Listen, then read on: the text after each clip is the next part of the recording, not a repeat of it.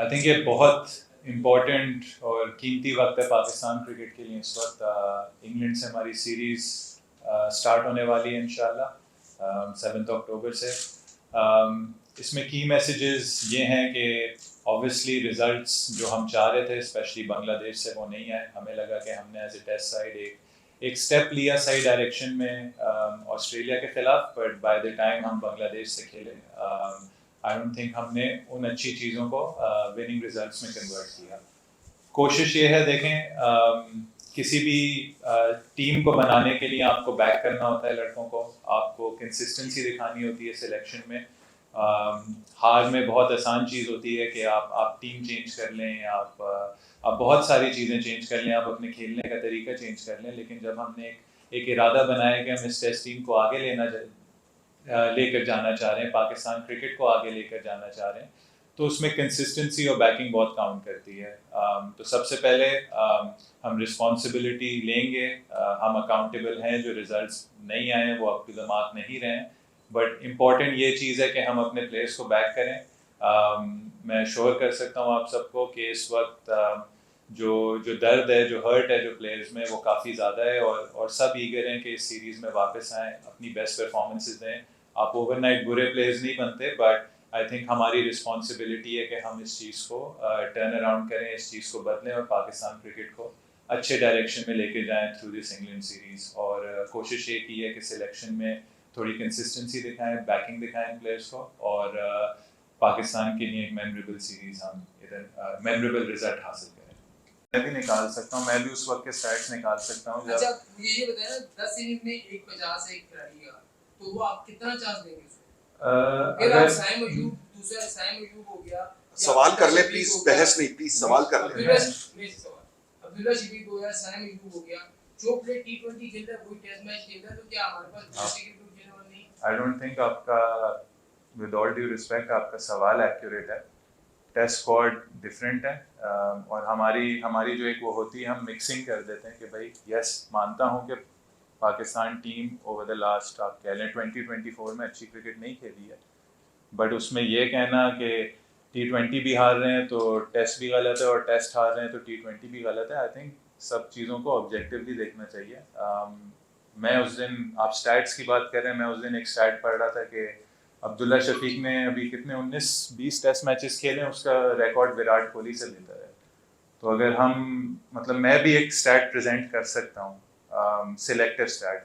यहाँ जब टीम बना रहे होते हैं या टीम की रिस्पॉन्सिबिलिटी होती है, देखें रिस्पॉन्सिबिलिटी मेरी है, पेन मुझे लेना होगा एज ए लीडर, अपना नहीं दूसरों का, तभी जाके कुछ होगा। मेरी, अगर मैं एंड में खुश रहूँगा कि अगर मैंने किसी प्लेयर को बैक किया है और इंशाल्लाह वो पाकिस्तान के लिए एक बहुत अच्छा सर्वेंट बने, पाकिस्तान के लिए रन्स करे, और अगर उसमें मेरी जगह चली जाए, मेरी प्लेस चली जाए, मुझे कोई अफसोस नहीं होगा। लेकिन अगर मैं सही चीज़ को बैक कर रहा हूँ तो मैं हमेशा मैं सुकून से सोऊंगा भी, मैं सुकून से अपनी ज़िंदगी भी रहूँगा। साइम ने भी पिछले 2 टेस्ट में 2 50 की हैं, अगर एक टेस्ट मैच के बाद हम उसे ड्रॉप कर देते, वो चीज़ मैंने अपने करियर में देखी हुई है। उसके बाद क्रिकेटर जब वापस आता है उसको लगता है कि वो बिल्कुल नई चीज़ स्टार्ट कर रहा है। 10 महीने बाद अगला टेस्ट है और अगर हम उसको उस वक्त ड्रॉप कर देते, जहाँ आपने कामरान गुलाम की बात की, आप बिल्कुल ठीक कह रहे हैं, बट एक टाइम पे आप 11 लोगों को खिला सकते हैं, एक टाइम पे आप 5-6 बैट्समैनों को खिला सकते हैं।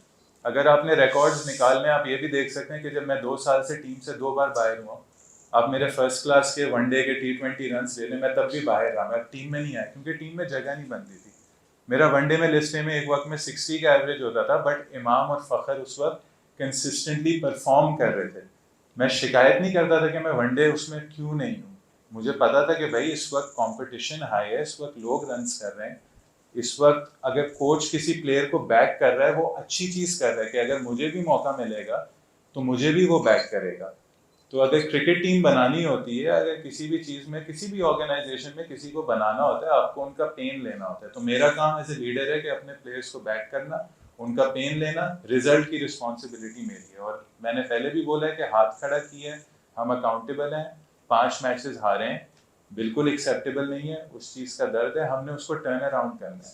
नई चीज़, कल आपको एक दिन के बाद आपकी जॉब से हटा दें, आप भी तो कहोगे ना, मुझे पूरा चांस नहीं दिया, मुझे पूरा मौका नहीं दिया। जी, कुछ मजबूरियां होती हैं, कुछ चीज़ें होती हैं जो कंडीशंस ऑपोजिशन के हिसाब से आपको चेंजेस करनी होती हैं वो आपको ज़रूर करनी होती हैं।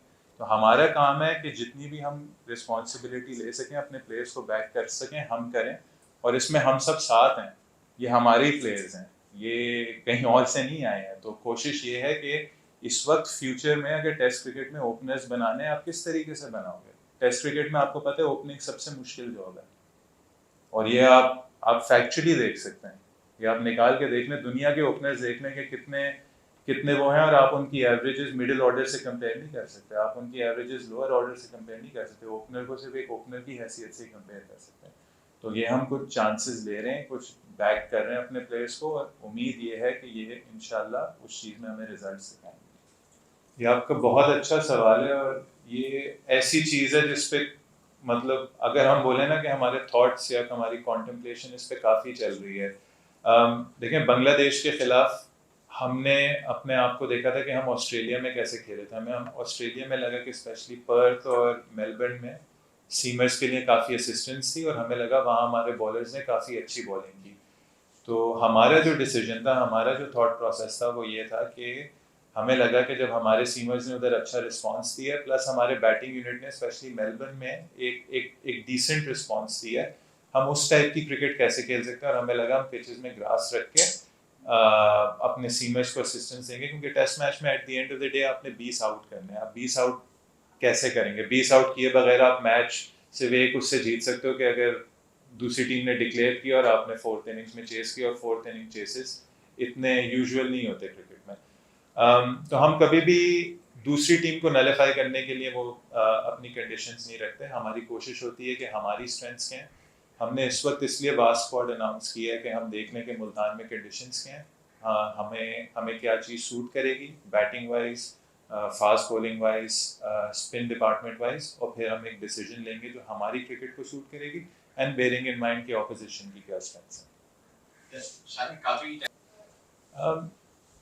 देखें, आई थिंक सबसे बड़ा ऑनर है पाकिस्तान की कैप्टेंसी करना, इसमें कोई दो राय नहीं है। इसमें आप कह रहे हैं चैलेंजिंग होती है, चैलेंजिंग सिर्फ इसलिए होती है आप पे रिस्पॉन्सिबिलिटी होती है। रिस्पॉन्सिबिलिटी काफ़ी चीज़ों की होती है, आपने सिलेक्शन करनी है, आपने डिसाइड करना है, टीम का खेलने का तरीका डिसाइड करना है, और at the end of the day captain leader होता है, कैप्टन को लीड करना चाहिए from the front, on end of the field.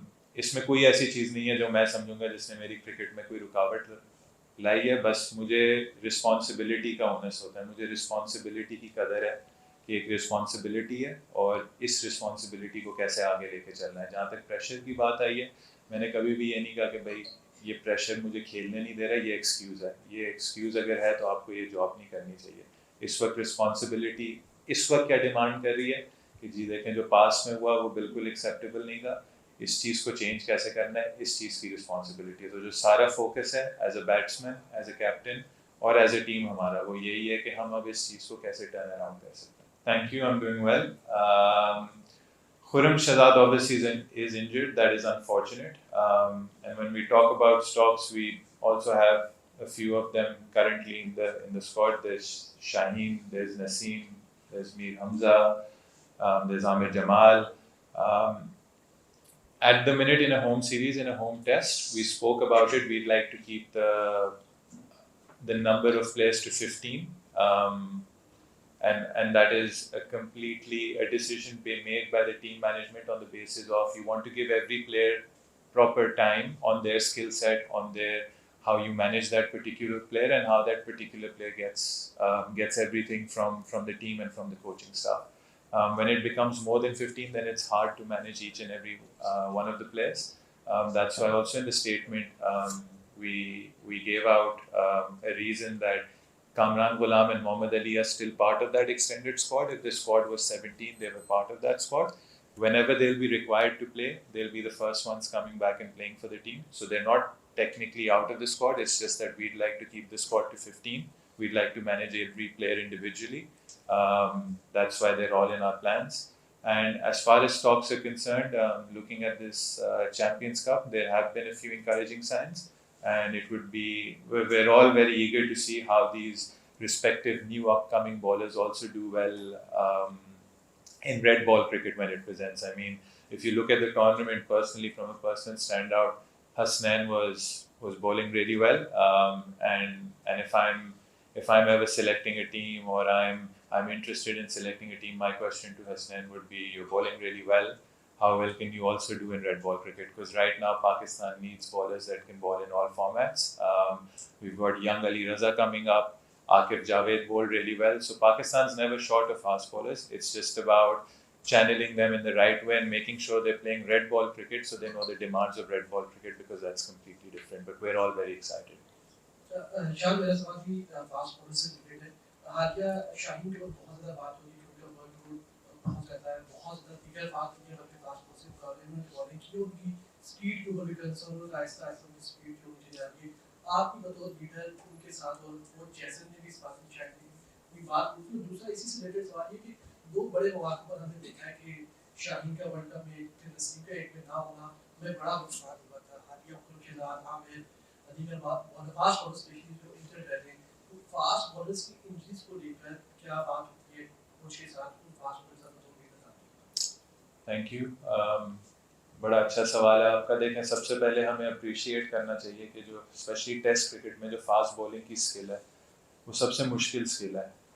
आपको सुपर फिट होना होता है फास्ट बॉलिंग करने के लिए, और आई थिंक हमें थोड़ा सा अप्रिशिएट भी करना चाहिए कि जैसे शाहीन है, उस दिन वही हम, आई थिंक गैरी कर्स्टन ने भी वो कमेंट्री में बोला था कि पिछले कुछ टाइम में उसने मोस्ट नंबर ऑफ बॉल्स उसने वर्ल्ड क्रिकेट में उसने कराई हैं।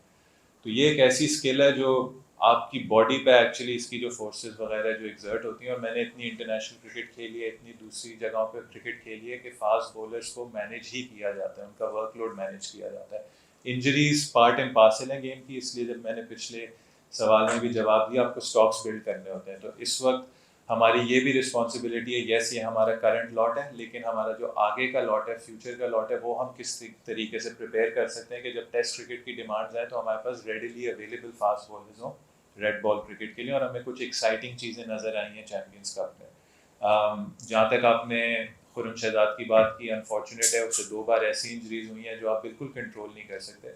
बट हमने जो पर्सनली बात की है फास्ट बॉलर से, वो यही की है कि 20 विकेटें लेने में आपका बहुत बड़ा किरदार होगा। आपकी सुपर फिटनेस होना, आपको सुपर फिट होना टीम की रिक्वायरमेंट है, आपकी रिक्वायरमेंट है। तो वो कुछ स्टैंडर्ड्स में हमने सेट किया है, फिटनेस प्रोटोकॉल्स में सेट किया है कि हमारे फास्ट बॉलर्स सबसे फिट लोग हों हमारी टीम में। इस चीज़ पे काफ़ी एम्फेसाइज किया जा रहा है। सेकंड, थर्ड, फोर्थ स्पेल तभी अच्छा होगा जब आपकी बॉडी सुपर फिट होगी और आपका वर्कलोड अच्छी तरीके से मैनेज होगा।